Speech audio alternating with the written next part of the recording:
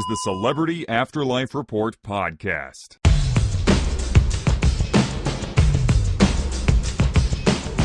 Hello! It's time once again for the Celebrity Afterlife Report, a weekly roundup of all the latest gossip about your favorite deceased celebrities. I am the Celebrity Medium. Let's do it.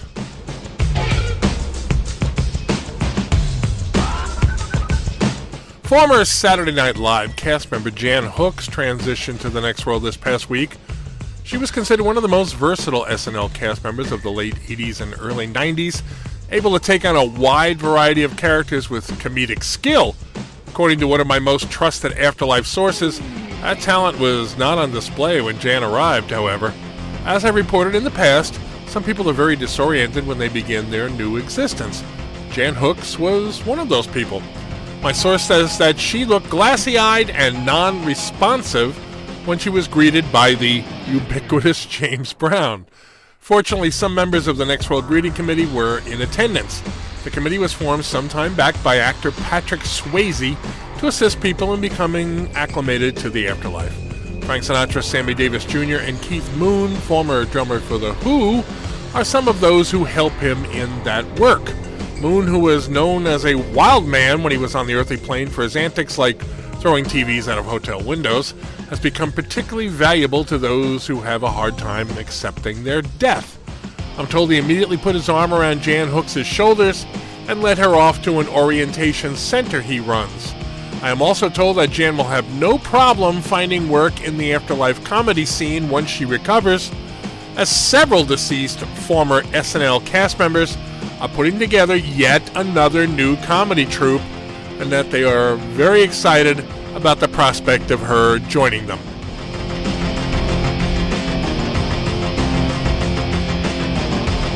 As regular listeners know, we mention Soul Brother number 1, James Brown, frequently on the report, as he has become the unofficial greeter to the stars in the next world. We haven't heard much about James outside of that function, though.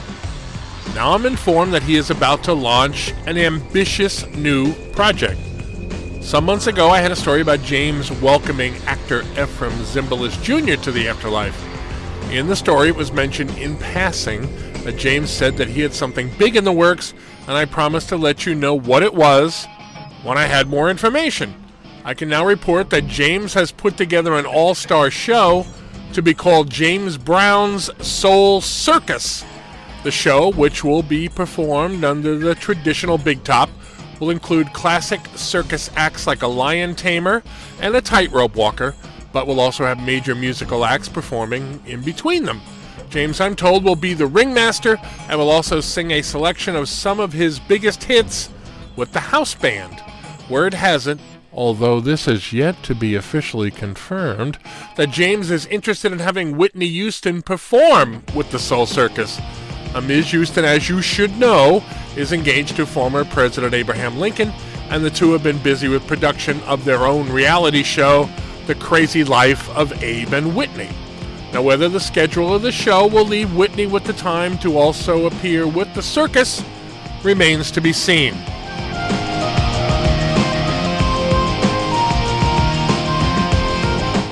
When last we heard from Judy Garland, the star of The Wizard of Oz and many other movies, who had a legendarily troubled personal life, she was criticizing Earth-Plane diva Katy Perry. Garland said that while Perry was talented, the outlandish outfits and hairdos Katy uses in her act detract from her performance. Personally, I can't wait to hear what she thinks about Lady Gaga. Anyway, now comes word that Garland has taken time off from criticizing young pop singers to start her own major new project.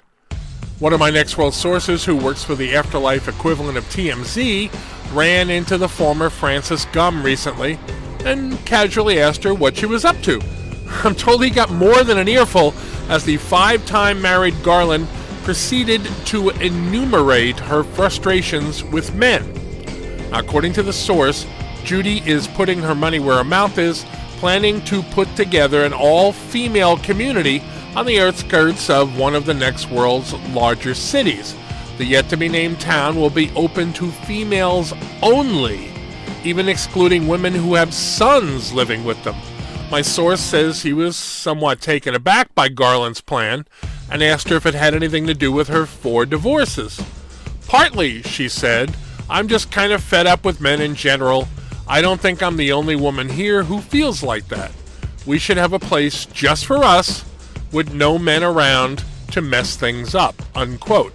My source, who is much braver than I would have been, asked her if this meant that Judy was now a friend of Dorothy herself.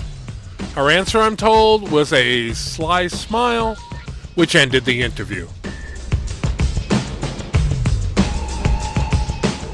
A few months back, I also told you that actor Don Knotts pitched the newly arrived in the Afterlife Andy Griffith on putting together an updated version of their old TV show. Nearly every cast member from the original Andy Griffith show is currently in the next world, with the exception of Ron Howard, who played Sheriff Taylor's son, Opie. Knotts' idea to cover his absence was that Opie would be off at college. While Griffith liked the concept, he had to demur because since his transition to the afterlife, Don Knotts has become an exercise nut and buffed up. These days he looks nothing like the famously wiry Barney Fife. As he is obviously proud of his new physique, Griffith didn't have the heart to tell him that he didn't think the audience would accept the new Knotts as his former character. The Next World grapevine is buzzing that Griffith was avoiding Knotts so that he wouldn't have to explain his reluctance to put together a new version of the show. Recently, however, Knotts cornered Griffith at a restaurant they both frequent and asked him point blank why he seemed to be dragging his feet on the project. Griffith confessed that he just didn't think Don could pull off playing Barney with his new body. Knotts, I'm told, was insulted by that and stormed off angrily. Sounds like there's trouble in Mayberry.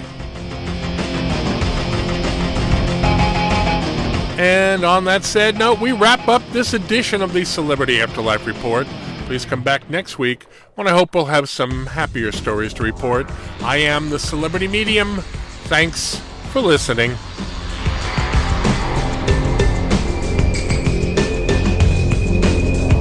You've been listening to the Celebrity Afterlife Report podcast. To ask a question about your favorite deceased celebrity, call 818-3-MY-DREAM. 818-3-MY-DREAM. 818-369-3732.